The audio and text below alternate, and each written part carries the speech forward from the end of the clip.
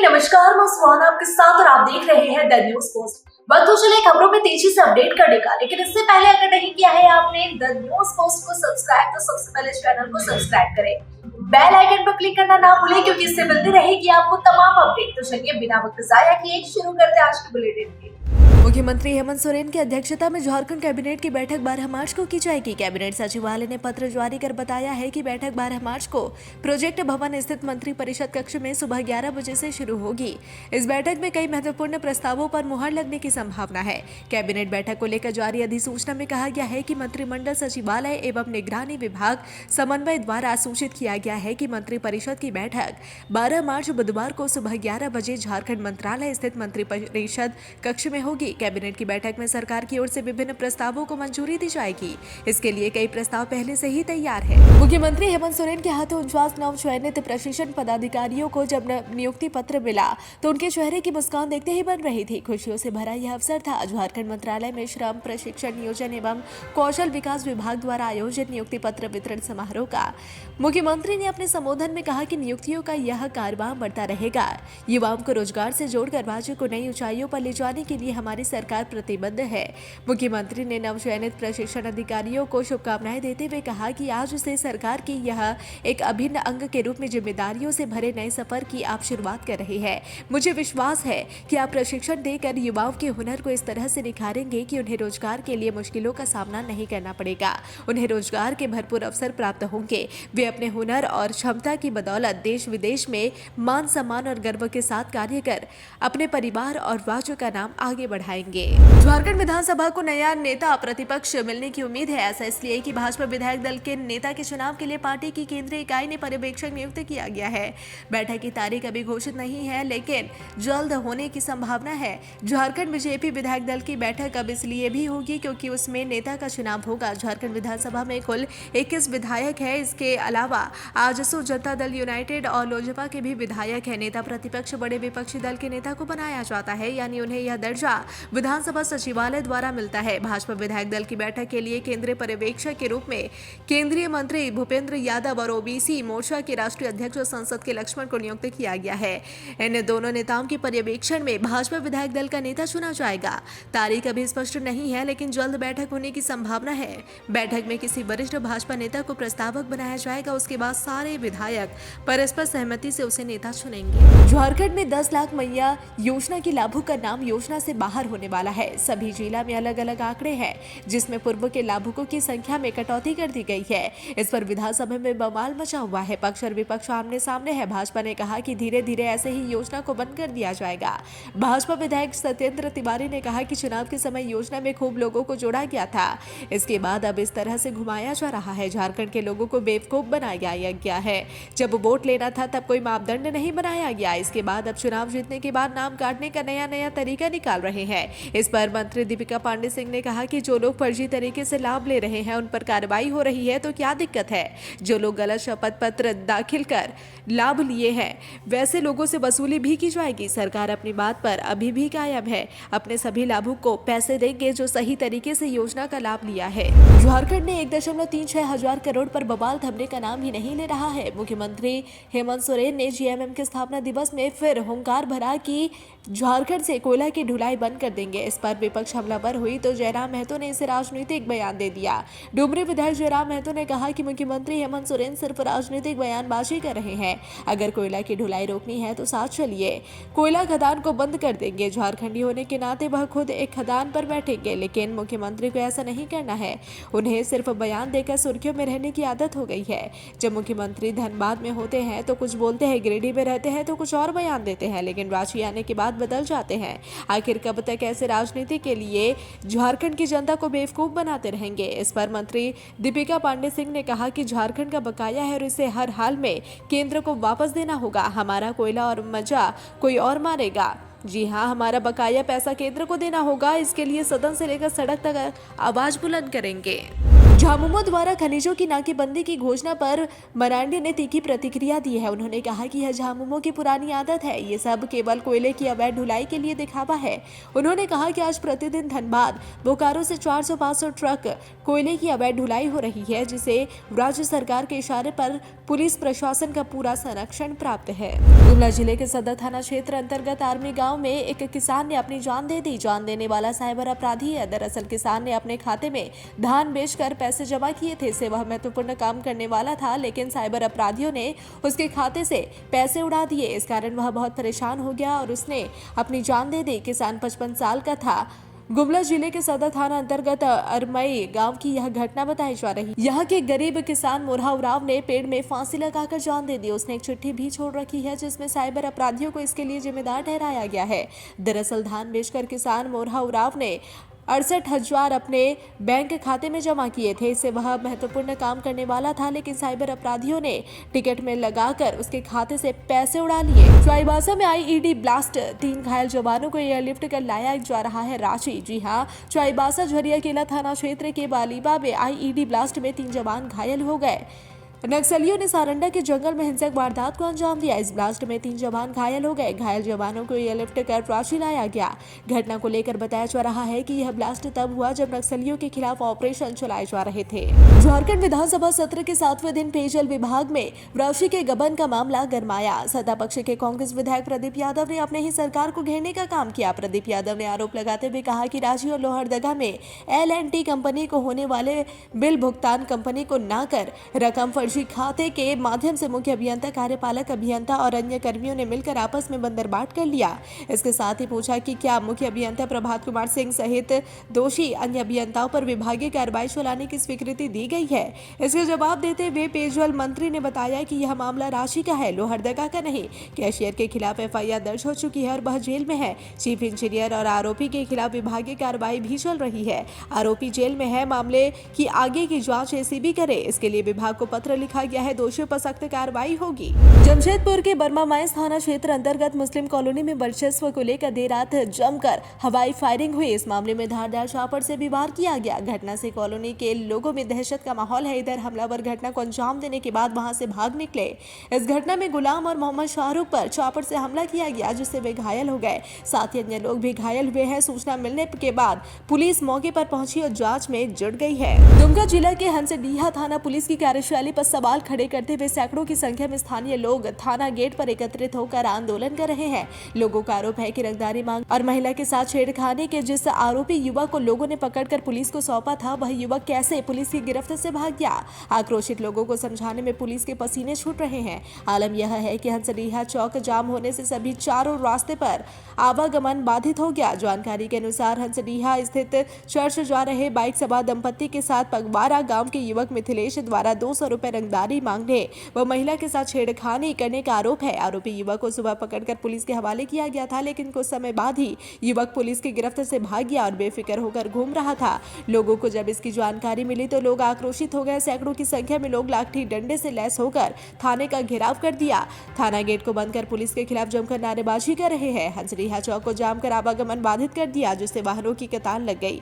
Police द्वारा आक्रोशित लोगों को समझाने का प्रयास किया जा रहा है, लेकिन लोग युवक की गिरफ्तारी की मांग पर डटे हुए हैं। पुलिस द्वारा आरोपी की गिरफ्तारी के लिए 24 घंटे का समय मांगा गया है। पुलिस आरोपी के पिता को थाना बुलाकर बेटे के बारे में पूछताछ कर रही है। आक्रोशित लोग आंदोलनरत है।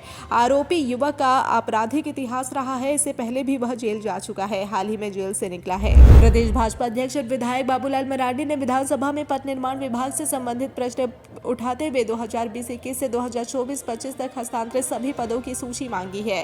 साथ ही उन्होंने उन सड़कों की भी सूची मांगी जो पथ निर्माण विभाग को हस्तांतरित हो चुकी है। हालांकि विभाग की ओर से दिए गए लिखित जवाब में सूची संलग्न करने की बात कही गई, लेकिन सूची उपलब्ध नहीं कराई गई। इस पर नाराजगी जताते हुए बाबूलाल मरांडी ने कहा कि सभी विधायकों को इस जानकारी का अधिकार है, लेकिन विभाग गुमराह करने की कोशिश कर रहा है। उन्होंने इसे गलत परंपरा बताते हुए सदन से इस पर संज्ञान लेने की मांग की। इसका जवाब देते हुए विभागीय मंत्री ने कहा कि यह लिपिकीय त्रुटि हो सकती है और जल्द ही पूरी सूची सभी सदस्यों को उपलब्ध करा दी जाएगी। बक्सर से टाटा नगर आ रही ट्रेन ट्रेन संख्या 18184 Buxar Tata express burning train बनने से बच गई। जी हां, पुरुलिया से पहले झौरा स्टेशन के पास चलती ट्रेन में आग लग गई। आग ट्रेन की जनरल बोगी के बाथरूम में लगी थी। इधर बाथरूम से धुआं निकलता देख ट्रेन में मौजूद यात्रियों ने चेन पुलिंग कर दी और ट्रेन रोक दी। घटना के बाद रेल प्रशासन में हड़कंप मच गया। पुरुलिया से तत्काल राहत ट्रेन भेजी गई। दमकल की गाड़ी को भी मौके पर भेजा गया। ट्रेन में मौजूद अग्निशामक यंत्र से आग बुझाने का प्रयास किया गया। काफी मशक्कत के बाद आग पर काबू पा लिया गया। आग लगने पर पूरी ट्रेन में अफरा तफरी का माहौल हो गया। भाजपा ने मुख्यमंत्री हेमंत सोरेन पर निशाना साधा और कहा कि आंदोलन को बेचने वाला झामुमो और झारखंड अलग राज्य का विरोधी दलों के सहयोग से बने मुख्यमंत्री बार बार खदान बंद कर आर्थिक नाकेबंदी की गीदड़ भभकी देकर प्रदेश में अराजकता फैलाने की कोशिश कर रहे हैं। मुख्यमंत्री हेमंत सोरेन और उनकी पत्नी कल्पना सोरेन के चांदी का मुकुट पहनने को लेकर भी भाजपा ने कई सवाल खड़े करते हुए कटाक्ष किया है। प्रदेश भाजपा प्रवक्ता रमाकांत महतो ने कहा कि मुख्यमंत्री हेमंत सोरेन राज्य की जनता को भी चांदी का पहनने लायक बनाए, प्रति व्यक्ति के आय में उत्तरोत्तर वृद्धि हो सके, इसके लिए लोक कल्याणकारी योजनाओं को भ्रष्टाचार भेंटना चढ़ाकर धरातल में उतारने का काम करे। चांदी का चम्मच लिए पैदा हुए हैं, झारखंडी संस्कृति के प्रतिकूल है। गांधी उपचुनाव के दौरान भी जेएमएम से प्रत्याशी मुख्यमंत्री की पत्नी कल्पना सोरेन ने जनसभा में हुंकार भरते हुए कहा था कि हम राजा थे, राजा है और राजा रहेंगे। वो अब चरितार्थ होता दिख रहा है। दृष्टिबाधित बच्चों के लिए झारखंड शिक्षा परियोजना परिषद एवं एम जंक्शन के सहयोग से कार्यान्वित प्रोजेक्ट ज्योति के अंतर्गत दृष्टिबाधित बच्चों के लिए आयोजित तीसरे चरण का आवासीय प्रशिक्षण आज संपन्न हो गया। इस प्रशिक्षण के दौरान दृष्टिबाधित बच्चों को तकनीक आधारित शिक्षा, समावेशी शिक्षा में आईसीटी के प्रभावी उपयोग के बारे में जानकारी दी गई। इस 3 दिवसीय प्रशिक्षण कार्यशाला में रांची, खूंटी और गुमला के विशेष शिक्षक और दृष्टिबाधित बच्चों ने भाग लिया। प्रोजेक्ट ज्योति के तहत दृष्टिबाधित बच्चों को पढ़ाने में आसानी के लिए स्मार्टफोन दिए गए। इस स्मार्टफोन की मदद से दृष्टिबाधित बच्चे ऑनलाइन पुस्तकालय, समाचार, अन्य जानकारी और अनुपस्थिति ज्ञान एवं गतिशीलता के बारे में बताया गया। कार्यशाला का उद्देश्य कक्षा 8वीं से 12वीं तक के दृष्टिबाधित बच्चों को आसानी से पढ़ने योग्य और सुलभ अध्ययन सामग्री प्रदान करने के साथ सभी छात्रों को समान सीखने का अवसर प्रदान करना था। दृष्टिबाधित बच्चों को सशक्त बनाना और एक समावेशी शैक्षिक वातावरण को बढ़ावा देना जो उनकी शैक्षणिक वृद्धि, आत्मनिर्भरता और आत्मविश्वास विकसित करे। झरिया विधायक रागिनी सिंह ने झरिया विधानसभा क्षेत्र के 27 ग्राम को धनबाद नगर निगम में सम्मिलित करने से जुड़ा मामला उठाया। उन्होंने कहा कि नगर निगम में सम्मिलित करने के बाद भी नगरीय सुविधा और सड़क, पानी एवं अन्य सुविधाएं नहीं दी जा रही। क्या ये बात सही है कि 27 गांव के आमजन द्वारा उन ग्रामों को नगर निगम से विमुक्त करने के लिए आंदोलनरत है और उन्हें वर्तमान में ना तो ग्रामीण विकास और ना ही नगरीय सुविधा उपलब्ध हो पा रही है।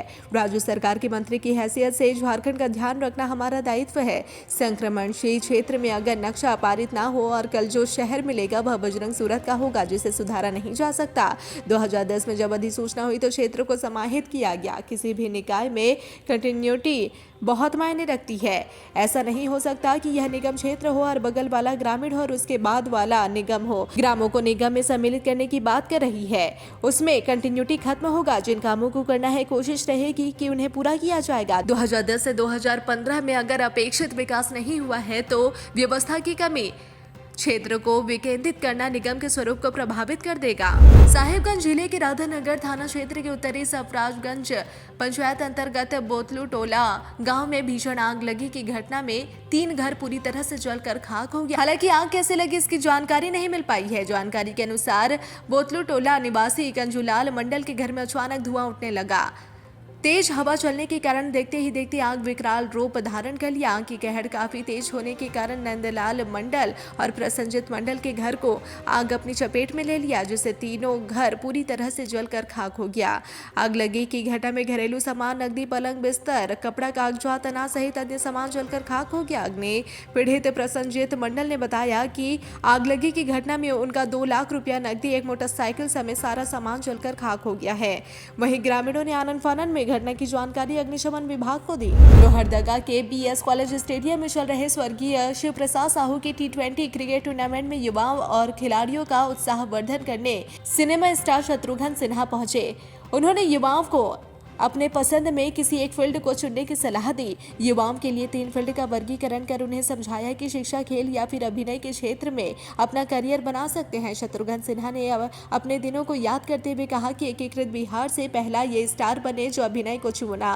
अपनी इच्छा और कला की वजह से ये यहाँ तक पहुंचे, इसलिए युवाओं को सफलता को गुर मंत्र देने का काम किया। साहिबगंज जिले में आगामी नगर निकाय चुनाव की मद्देनजर रखते हुए उपायुक्त हेमंत सती ने नगर परिषद कार्यालय का निरीक्षण किया। निरीक्षण के दौरान उपायुक्त ने आगामी नगर निकाय चुनाव को मद्देनजर रखते हुए मतदाता सूची विखंडीकरण कार्य की प्रगति का जायजा लिया और आवश्यक दिशा निर्देश भी दिया। उपायुक्त ने मतदाता सूची में पारदर्शिता और शुद्धता बनाए रखने के निर्देश देते हुए कहा कि मतदाता सूची में कोई त्रुटि न रह जाए। उन्होंने पदाधिकारियों को समय सीमा के भीतर कार्य पूरा करने की निर्देशित किया है। आगे उपायुक्त ने बताया कि संबंधित पदाधिकारियों से अब तक हुई प्रगति की जानकारी ली और नाम जोड़ने, हटाने और संशोधन कार्य की बारीकी से समीक्षा की गई। उन्होंने कहा कि चुनाव प्रक्रिया को निष्पक्ष और पारदर्शी बनाने के लिए मतदाता सूची का शुद्ध होना आवश्यक है। रजरप्पा थाना क्षेत्र के गुलमोहर इंटर कॉलेज कुरुम के सामने साइकिल से घर लौट रहे युवक को विपरीत दिशा से आ रहे ट्रैक्टर ने अपनी चपेट में ले लिया, जिससे उसकी मौत घटनास्थल पर ही हो गई। युवक का सर बुरी तरह से कुचल गया था। मृतक की पहचान कुरुम निवासी रघु करमाली 50 वर्ष के रूप में हुई है। घटना के बाद सड़क पर घंटों शव पड़ा रहा। बुधवार की सुबह जानकारी के बाद रजरप्पा पुलिस पहुंची और पंचनामा कर शव को अपने कब्जे में ले लिया, जबकि ट्रैक्टर को बहातू के जागेश्वर सिंह के घर से कब्जे में लेकर पुलिस थाने ले गए। ग्रामीणों ने बताया कि मृतक रघु करमाली मजदूरी कर जीविकोपार्जन करता था। हादसे के वक्त मजदूरी करने जा रहा था। जमशेदपुर पावर स्टार पवन सिंह की बहुप्रतीक्षित फिल्म काली माटी भोजपुरी सिनेमा के पावर स्टार पवन सिंह की आने वाली फिल्म काली माटी का ऐलान हो चुका है। इस फिल्म का निर्माण अर्जुन झा फिल्म्स के बैनर तले हो रहा है, जिसे प्रोड्यूस और डायरेक्टर कर रहे हैं बद्रीनाथ झा। यह फिल्म एक देशभक्ति और सामाजिक संदेश पर आधारित होगी, जिसमें पवन सिंह एक दमदार किरदार में नजर आने वाले हैं और यह फिल्म सुपरहिट होगी। फिल्म की पटकथा राकेश त्रिपाठी ने लिखी है, जो पहले भी कई शानदार फिल्मों की स्क्रिप्ट लिख चुके हैं।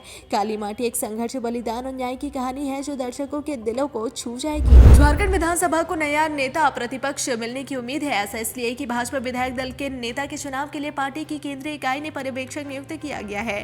बैठक की तारीख अभी घोषित नहीं है, लेकिन जल्द होने की संभावना है। झारखंड बीजेपी विधायक दल की बैठक अब इसलिए भी होगी क्योंकि उसमें नेता का चुनाव होगा। झारखंड विधानसभा में कुल 21 विधायक है। इसके अलावा आजसू, जनता दल यूनाइटेड और लोजपा के भी विधायक है। नेता प्रतिपक्ष बड़े विपक्षी दल के नेता को बनाया जाता है, यानी उन्हें यह दर्जा विधानसभा सचिवालय द्वारा मिलता है। भाजपा विधायक दल की बैठक के लिए केंद्रीय पर्यवेक्षक के रूप में केंद्रीय मंत्री भूपेंद्र यादव और ओबीसी मोर्चा के राष्ट्रीय अध्यक्ष और संसद के लक्ष्मण को नियुक्त किया गया है। इन दोनों नेताओं के पर्यवेक्षण में भाजपा विधायक दल का नेता चुना जाएगा। तारीख अभी स्पष्ट नहीं है, लेकिन जल्द बैठक होने की संभावना है। बैठक में किसी वरिष्ठ भाजपा नेता को प्रस्तावक बनाया जाएगा। उसके बाद सारे विधायक परस्पर सहमति से उसे नेता चुनेंगे।